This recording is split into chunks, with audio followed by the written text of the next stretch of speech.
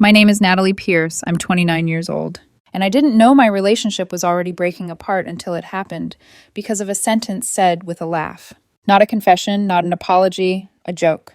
We were sitting in a downtown diner on a Friday night, the kind of place with dim lighting, sticky menus, and that constant hum of overlapping conversations that makes everything feel louder than it should. 5 of us crowded into a booth. Me, my boyfriend, Evan, his roommate, and 2 of his old college friends. We'd been together just over a year of routines, a year of shared weekends, inside jokes, takeout orders, memorized down to sauces, a year where I genuinely believed we were building towards something solid. Evan was 30, worked in digital marketing, charismatic, easy smile, the kind of man people instantly liked.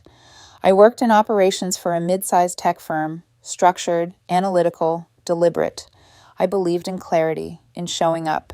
The conversation at the table had been harmless. Complaints about work, someone's terrible boss, a cheating scandal involving a friend of a friend.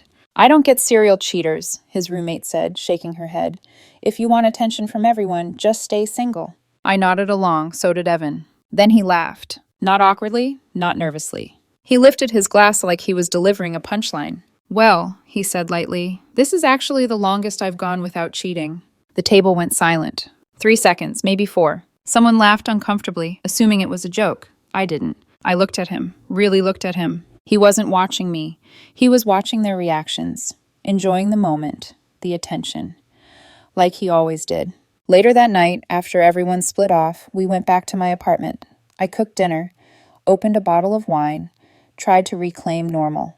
But Evan barely touched his plate. His phone kept lighting up every few minutes. Buzz, smile, type, face down on the table. Buzz, smile again. I sat there watching him like I wasn't even in the room. "Who are you talking to?" I asked finally. He didn't look up. "Does it matter?" "Yes," I said, "it actually does." He sighed like I'd inconvenienced him. "They're just friends, Natalie. You're being weird." "Friends you text at 11 at night while you're sitting across from me?" He rolled his eyes. "We're not married. Why would I stop texting other women?" The sentence landed cleanly, sharp, surgical. I felt something cold and quiet settle in my chest. Not rage, not heartbreak. Clarity. I nodded once, slowly. "Fair enough," I said. He looked up then, surprised, waiting for a fight that never came. "Yeah," I continued calmly. "You're right, we're not married."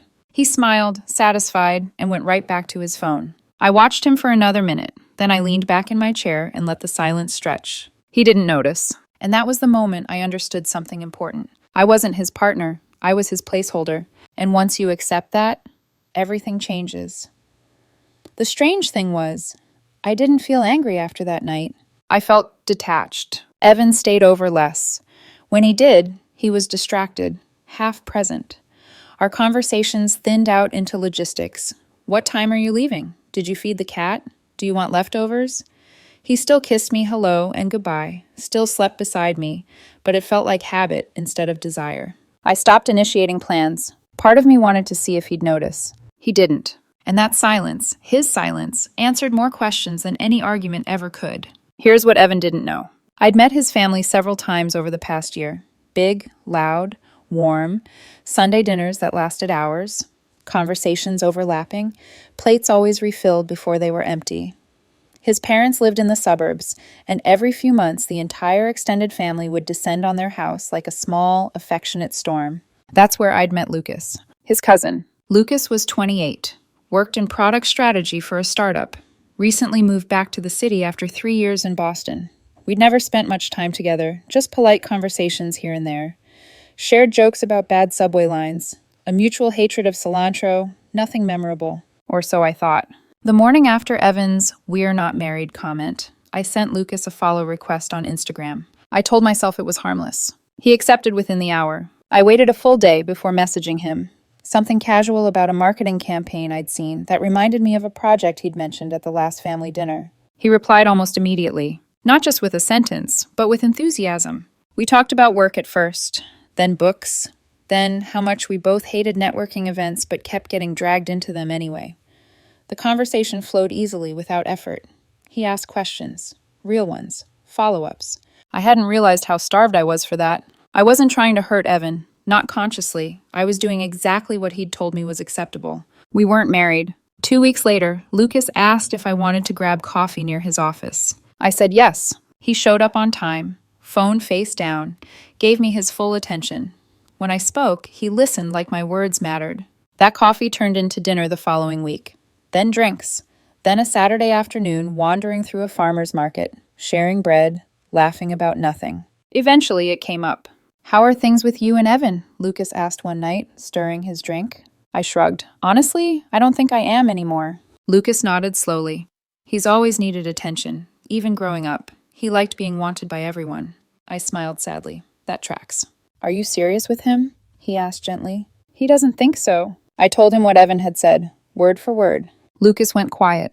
"That's brutal," he said. "I'm sorry." For the first time in months, I felt seen. And somewhere deep down, I knew this wasn't innocent anymore. The family dinner was coming, and nothing about it was going to stay contained. The family dinner was scheduled for Sunday.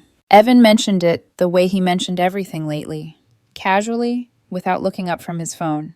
"My mom's hosting this weekend," he said, scrolling. "You're coming, right?" "Sure," I replied. "Cool, 3 o'clock." That was it. No excitement. No, "I want you there." Just an assumption. What he didn't know was that Lucas had already mentioned it days earlier. We joked about how chaotic those dinners were, about his aunt's obsession with feeding everyone until they could barely breathe, about his grandmother insisting everyone was too skinny. At some point, joking turned into anticipation. Neither of us said it out loud, but we both knew showing up together, separately but knowingly, was going to change things. I arrived right on time. Evan's mom greeted me with a hug that lasted longer than it probably should have, told me there was wine already open, told me to make myself at home. Evan barely acknowledged me. He was in the kitchen, phone in hand, thumbs moving fast. He glanced up, nodded once. "Hey!" No kiss, no smile. I felt like background noise. I grabbed a drink and joined his dad and uncle in the living room, half listening to a conversation about sports. I kept checking the front door without meaning to. Lucas arrived 20 minutes later. When our eyes met across the room, something unmistakable passed between us. He smiled, not big, not obvious, but knowing. He looked grounded, present. He made his rounds, greeting family, hugging relatives. When he finally reached me, his fingers brushed my arm, just for a second longer than necessary. "Hey," he said softly. "Hey, you look good." "So do you." Across the kitchen, Evan noticed. I saw it in the way his eyes flicked up, the way his posture stiffened. Dinner was loud, chaotic, familiar. Plates passed. Voices overlapped. Evan sat across from me, 3 seats down, phone never leaving his hand. His mom asked him twice to put it away. He ignored her. Lucas leaned toward me and whispered, "Is he seriously texting at his own family dinner?" I didn't answer. I didn't need to. After dinner, people scattered, outside, into the living room, back to the kitchen. Lucas found me near the patio doors, holding 2 glasses of wine. "Want to take a walk?" he asked. "Just for a minute." I nodded. We walked slowly around the block. The evening was warm, golden, easy.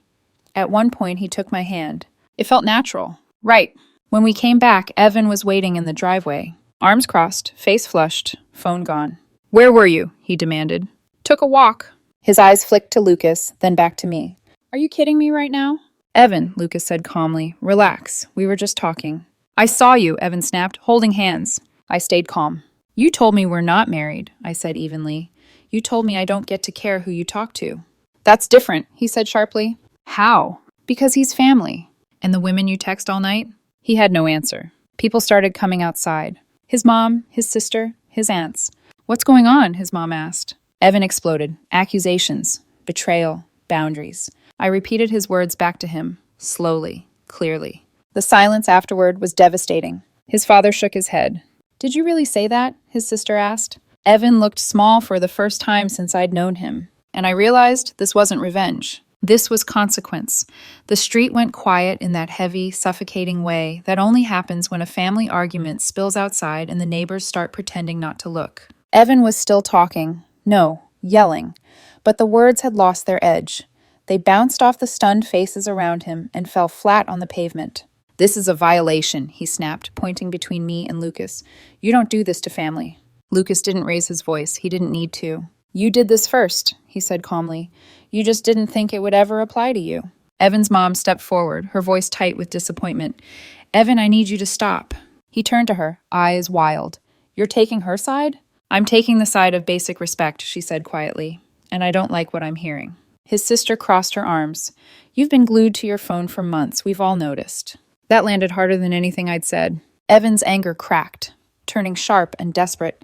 He tried to redirect, blame Lucas, accuse me of planning this, of humiliating him. I didn't engage. For the first time, I didn't feel the need to defend myself. The rest of the night was unbearable. Evan locked himself in the upstairs bathroom, pacing and crying loudly enough that everyone could hear. His mom apologized to me at least 3 times, each one heavier than the last. I didn't raise him like this, she said, eyes glossy. I'm so sorry. His dad shook my hand before I left. You deserve someone who shows up. Evan left without saying goodbye. Lucas and I stayed, helped clean up, dried dishes, talked quietly with relatives who admitted they'd seen Evan's behavior for a long time. When we finally left, we sat in my car for a while, neither of us ready to go. That was intense, Lucas said, exhaling. Yeah. Are you okay? I nodded, relieved. He smiled softly. Me too. I kissed him under the porch light, aware someone was probably watching, and for once, I didn't care. Evan texted me nonstop that night. Insults, accusations, regret, promises.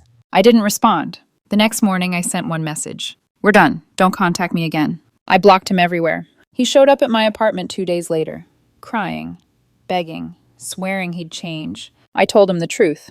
You didn't love me, I said. You loved having me available. 4 months later, Lucas and I are together, really together. Easy, honest, present. Evan is still the same. And I finally understand something I wish I'd known sooner. When someone tells you the rules of how they'll treat you, believe them.